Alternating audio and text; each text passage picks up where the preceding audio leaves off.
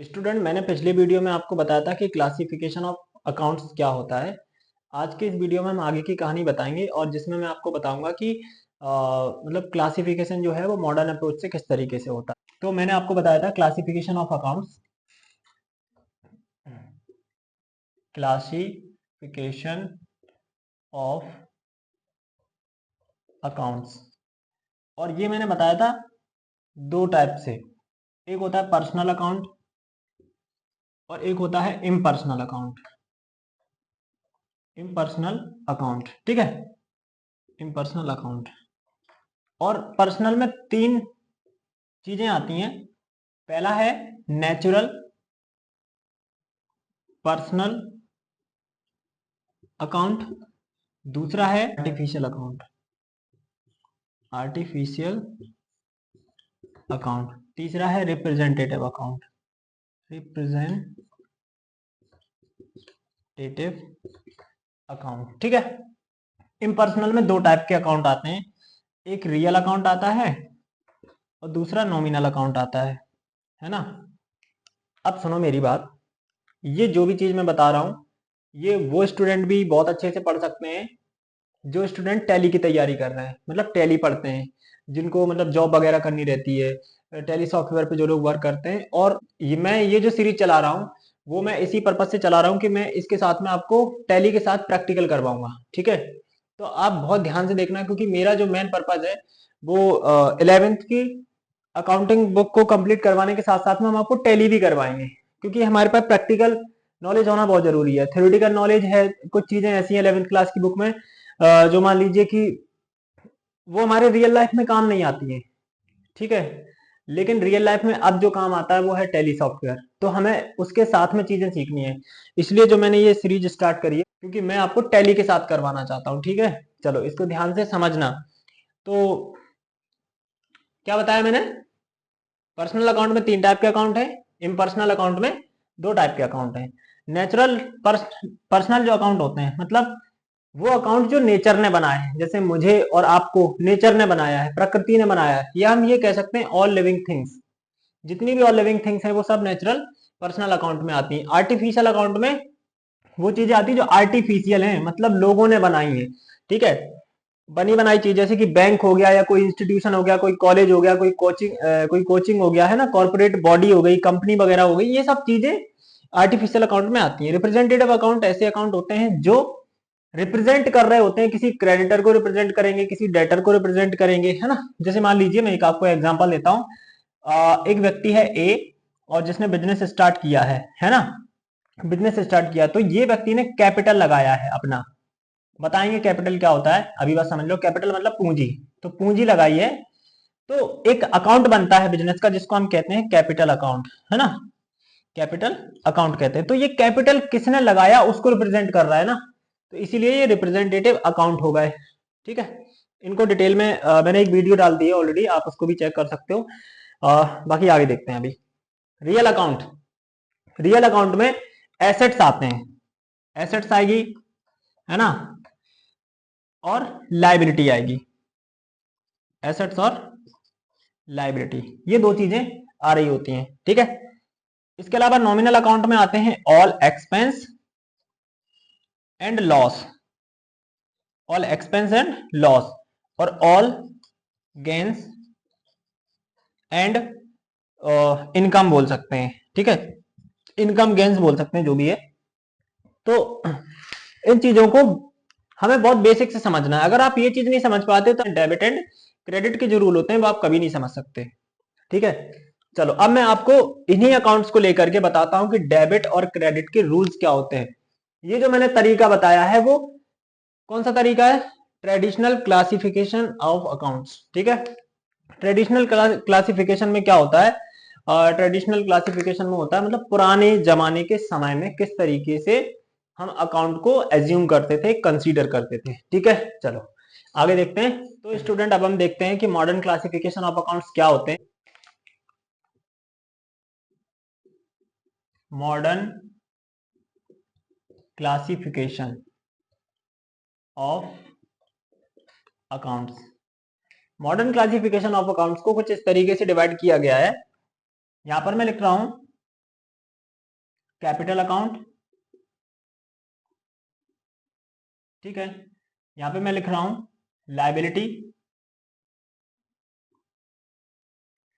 यहां पे लिख रहा हूं मैं एक्सपेंस, एक्सपेंसेस, ठीक है। यहां पर मैं लिख रहा हूं एसेट्स,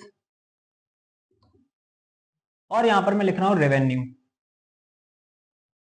सबसे पहले मैं इनको समझाता हूं ये टर्म्स क्या है। कैपिटल अकाउंट वो अकाउंट होता है जो मतलब एक ओनर, एक जो बिजनेस को स्टार्ट करता है, वो जो पैसा लगाता है अपने बिजनेस में, उसी अकाउंट को हम कैपिटल के बोलते हैं, ठीक है। तो जो पैसा लगाया है उसके लिए एक अलग से कैपिटल अकाउंट बनाया गया बिजनेस के अंदर। लायबिलिटी क्या होती है? लायबिलिटी मतलब दायित्व बोला जाता है, रिस्पॉन्सिबिलिटी बोली जाती है, ठीक है। दायित्व जैसे मान लीजिए कि मैंने रेंट, अगर रेंट, क्योंकि हम बिल्डिंग में रह रहे हैं या बिल्डिंग हम यूज कर रहे हैं, बिजनेस चला रहे हैं, तो उसका हमें रेंट पे करना पड़ेगा, यानी हमारा दायित्व है, हमें हर महीने देना पड़ेगा। इलेक्ट्रिसिटी जो बिल होता है ना, इलेक्ट्रिसिटी जो बिल होता है, और सैलरी जो होती है, ये सबके सब किस में आ जाते हैं? सैलरी तो वैसे तो एक्सपेंस में आती है, लेकिन जब तक नहीं दी तो वो लायबिलिटी में कंसीडर की जाएगी। तो ऐसी चीजें किस में आ जाती हैं? लायबिलिटी होती है ना। जैसे किसी पर्सन से मैंने उधार ले लिया सामान, जैसे ए एक पर्सन है और एक बी पर्सन है, ठीक है।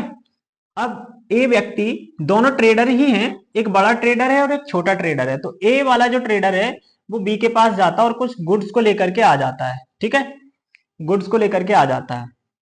और मैं आपको एक शब्द यहां पे बता दे रहा हूं, जब ये गुड्स लेता है, तो अगर बी के नजरिए से देखा जाए ये व्यक्ति कौन है, बी के नजरिए से, तो ये व्यक्ति होगा डेटर।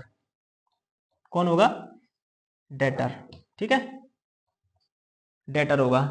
अगर ए के नजरिए से देखा जाए, मैं इसको ऐसा कर देता हूं, चलो ठीक है, ऐसा कर देता हूं, इसको ऐसा कर देता हूं। अगर ए के नजरिए से देखा जाए बी को, तो ये ए के नजरिए से कौन होगा? बी वाला व्यक्ति, ये होगा क्रेडिटर, ठीक है। मतलब हम ये कह सकते हैं, जो सप्लायर ऑफ गुड्स होता है, कौन होता है? सप्लायर ऑफ गुड्स, वो व्यक्ति होता है कौन? क्रेडिटर। तो ये भी किसके अंदर आता है? लायबिलिटी के अंदर आएगा, क्योंकि इससे सामान हमने लिया है, ए ने सामान इससे लिया है, तो ए इसको पैसा देगा, लायबिलिटी बन गई है, ठीक है। चलिए, तो ये जो चीज है वो किसके अंदर आएगी? लायबिलिटी के अंदर आएगी। बस ये वाले दो टर्म्स याद रखना आप।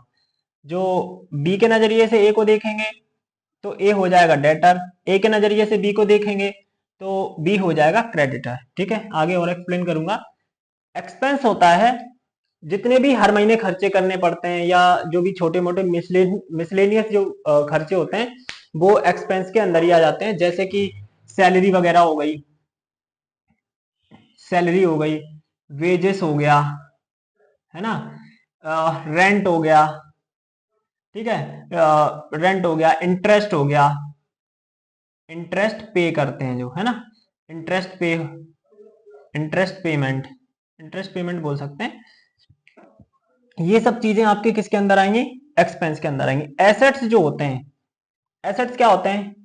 जो बिजनेस की इनकम में ग्रोथ करवा रहे होते हैं, मतलब ऐसी कोई चीज जो बिजनेस की इनकम में ग्रोथ करवा रही है, ठीक है। तो एसेट्स जैसे कि बिल्डिंग हो गई, ठीक है, बिल्डिंग, फर्नीचर हो गया, फर्नीचर हो गया, है ना, कंप्यूटर हो गया, ये सब चीजें हम कंप्यूटर एंड मशीनरी कह सकते हैं। या फिर एक वर्ड और यूज किया जाता है, plant and machinery, plant and machinery, ध्यान रखना इसको, ठीक है। ये सब किसके अंदर आ जाते हैं? एसेट्स के अंदर। और भी एसेट्स के अंदर चीजें आती हैं, जैसे कैश हो गया, कैश इन हैंड, ये भी एसेट्स के अंदर आती हैं, ठीक है। चलो, रेवेन्यू क्या होता है? सेल्स को रेवेन्यू बोलते हैं, यानी जो इनकम है ना, जो भी इनकम है वो किसको बोलते हैं? सेल, जो भी इनकम है वो रेवेन्यू के अंदर आएगी। सेल्स करेंगे, क्योंकि सेल कर रहे हैं तो उसके बदले पैसा आ रहा है, इनकम हो रही है हमारी, किसके अंदर आएगा? रेवेन्यू के अंदर, ठीक है। चलो, तो ये है मॉडर्न क्लासिफिकेशन ऑफ अकाउंट्स। लेकिन इसको हम याद कैसे करें, इस चीज को थोड़ा सा समझ लो। मैं इस चीज को रफ करता हूं, है ना। तो मैं क्या लिख रहा हूं यहाँ पे, क्लियर लिखता हूं एक वर्ड, है ना। अक्सर आपने मतलब पहले भी कभी ये ट्रिक सुनी होगी, किसी ना किसी टीचर से सुनी होगी, क्लियर। तो क्लियर से हमें थोड़ा सा इन अकाउंट्स को लिखने में हेल्प मिल जाती है। सी फॉर हम क्या बोल देंगे, सी फॉर ये कैपिटल हो जाएगा, ठीक है। एल फोर क्या हो जाएगा, लाइबिलिटी हो जाएगी, लाइबिलिटी। ई फोर क्या हो जाएगा, एक्सपेंस हो जाएगा, एक्सपेंसेस। ए फोर एसेट्स हो जाएगा, और आर फोर रेवेन्यू हो जाएगा। लेकिन अब इनको डेबिट और क्रेडिट कैसे करें, मैं दोनों रूल बताता हूँ अभी डेबिट एंड क्रेडिट के। वेट, डेबिट और क्रेडिट का इसमें एक फंक्शन, मतलब ये चीज है, मैं ऐसे लिख सकता हूँ, देखो यहाँ पे बना देता हूँ, यहाँ पे बना देता हूँ। मैंने यहाँ पे तो लिखा अकाउंट्स, ठीक है, यहाँ लिखा मैंने अकाउंट्स, यहाँ लिखा मैंने C L E A and R. अब ये मैं लिख रहा हूं इंक्रीज, और ये लिख रहा हूं मैं डिक्रीज। इंक्रीज, इंक्रीज, और ये लिख दिया मैंने डिक्रीज, ठीक है। अब इंक्रीज करते हैं किसको, अगर मैं कैपिटल को, कैपिटल अगर इंक्रीज हो रहा है तो उसको हम क्या करेंगे, क्रेडिट करेंगे। लायबिलिटी अगर इंक्रीज हो रही है तो उसको भी हम क्रेडिट करते हैं। एक्सपेंस अगर इंक्रीज हो रहा है तो उसको डेबिट करते हैं। एसेट्स इंक्रीज हो रहा है मतलब बिजनेस में आ रहे हैं, एसेट्स बिजनेस में आ रहे हैं तो उनको क्या करेंगे, डेबिट करेंगे। रेवेन्यू, इनकम हो रही है बिजनेस में तो फिर उसको हम करते हैं क्रेडिट। अभी मैं ट्रेडिशनल क्लासिफिकेशन से भी मैं आपको बता दूंगा, थोड़ा सा वेट करो।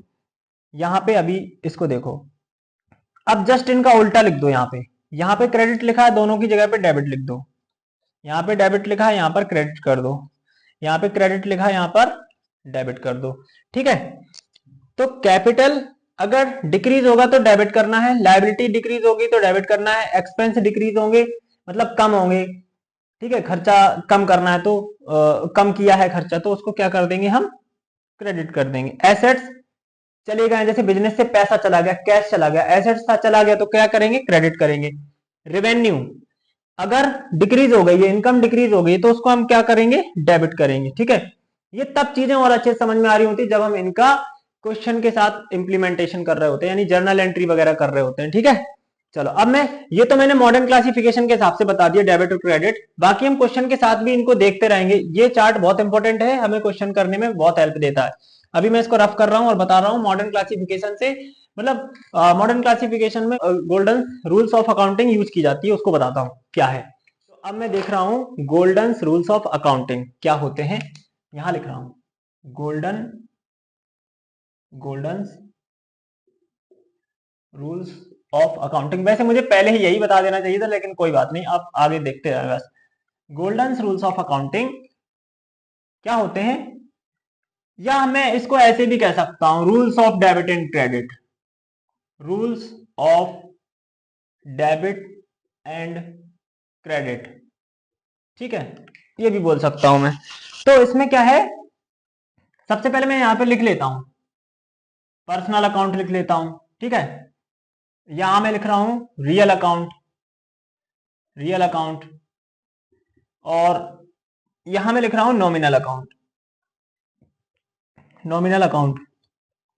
तो पर्सनल अकाउंट में आपको दो चीजें याद रखनी है, कोई भी इंस्टीट्यूशन या किसी इंडिविजुअल का नाम, इंडिविजुअल मतलब व्यक्ति, मैं इंग्लिश में लिखता हूं इंडिविजुअल, इंडिविजुअल का नेम या फिर किसी इंस्टीट्यूशन का नेम आता है इसके अंदर, ठीक है। इसके अंदर क्या आएगा, अभी बताया था, एसेट्स आती है और लायबिलिटी आती है, ठीक है, लायबिलिटी, लायबिलिटी, लायबिलिटी भूल जाता हूं यार। यहां नॉमिनल में क्या बताया था, ऑल एक्सपेंस और लॉस, ऑल इनकम और गेंस। अब आप समझना इस चीज को, यहां से आपको रूल्स मतलब समझ में आएंगे डेबिट और क्रेडिट के। कैसे, देखो हम एक शब्द लिख रहे हैं, यहाँ सेंटेंस लिख रहे हैं, पहले इसके लिए लिख रहे हैं, चलो यहां लिख देता हूं, इसके लिए लिख देता हूं। क्या लिख रहा हूं कि व्हाट कम्स, नहीं, हम लिख रहे हैं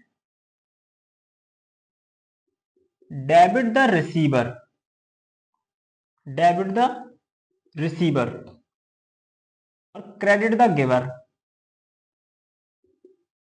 क्रेडिट द गिवर। ठीक है, मतलब डेबिट किसको करो, रिसीवर को, जो प्राप्त कर रहा है, चाहे वो गुड्स प्राप्त करे या फिर वो पैसा प्राप्त करे।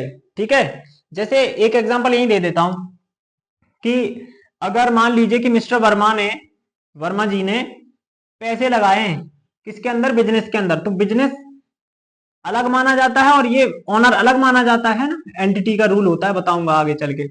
ये बिजनेस हो गया, ठीक है, ये बिजनेस हो गया। तो वर्मा जी ने बिजनेस में पैसे लगाए, तो गिवर कौन है, पैसे देने वाला कौन है, वर्मा। तो वर्मा क्या हो जाते हैं, क्रेडिट हो जाते हैं। ठीक है, क्रेडिट कर देते हैं इनको। ठीक है, अभी मैं ये बताता हूं, क्या बता रहा हूं, नेक्स्ट इसमें आता है what comes in, what comes in, मतलब जो चीज बिजनेस के अंदर आ रही है उसको क्या कर दो, डेबिट कर दो, व्हाट कम्स इन डेबिट, और what goes out credit, what goes out, what comes in debit, what goes out credit. जैसे अगर पैसे जा रहे हैं, कैश जा रहा है, तो कैश अकाउंट को हम क्रेडिट कर देते हैं। ठीक है, एंट्री करेंगे तब समझेंगे। यहां पे लिखा है ऑल एक्सपेंसेस एंड लॉसेस, इनको कर दो क्या, इसको कर दो डेबिट और इसको कर दो क्रेडिट, है ना। तो इतनी चीजें आपको याद रखनी है। अब जो अगला वीडियो आएगा उसमें मैं आपको क्वेश्चन के साथ में डेबिट और क्रेडिट को इंप्लीमेंटेशन करके दिखाऊंगा कि कैसे एंट्री में डेबिट और क्रेडिट होता है, जर्नल एंट्री कैसे करते हैं। आप चाहे बीए में पहुंच जाओ, चाहे बीकॉम में पहुंच जाओ, चाहे मतलब उस एरिया में, जैसे कि बीकॉम कर रहे हो आप, तो बीकॉम भले ही कर रहे हो, अब आपको जर्नल एंट्री नहीं पता, कोई मतलब की बीकॉम नहीं है। ठीक है, तो हमें जो मेन जरूरी चीज है वो जनरल एंट्री है। अगर मैं 12th की बात करूं तो 12th के हर चैप्टर में आपको जर्नल एंट्री देखने को मिलनी ही मिलनी है, वो किसी ना किसी के साथ चिपकी हुई मिलेगी, तो आपको करेगी बार बार प्रॉब्लम। इसीलिए क्यों ना हम जर्नल एंट्री को ठीक से सीखें। हमारे अलग अलग तरीके के, मतलब एक ही टॉपिक पे मैंने अलग अलग वीडियो बनाए हैं, स्टेटस पे भी लगाया, यूट्यूब पर भी डाला है। अभी शुरुआत कर रहे हैं वीडियो डालने की, तो हो सकता है कि काफी आपको फंबल भी देखने को मिले या कुछ एरर भी देखने को मिले, तो उसको नजरअंदाज करना, है ना। समझना इस चीज को, जो भी मैंने पढ़ाया है आप अच्छे से इनको तैयार करना। बाकी कोई क्वेरी है, कोई क्वेश्चन है, आप कमेंट करो। आप दिए गए नंबर पे व्हाट्सएप मैसेज भी कर सकते हो, जिसमें हम आपके क्वेरी का, हम आपके क्वेश्चन का प्रॉपर सॉल्यूशन बताएंगे। ठीक है, हम आपको या तो सेपरेट वीडियो बना के देंगे या फिर आपका कमेंट में ही प्रॉपर सॉल्यूशन देंगे। जय हिंद।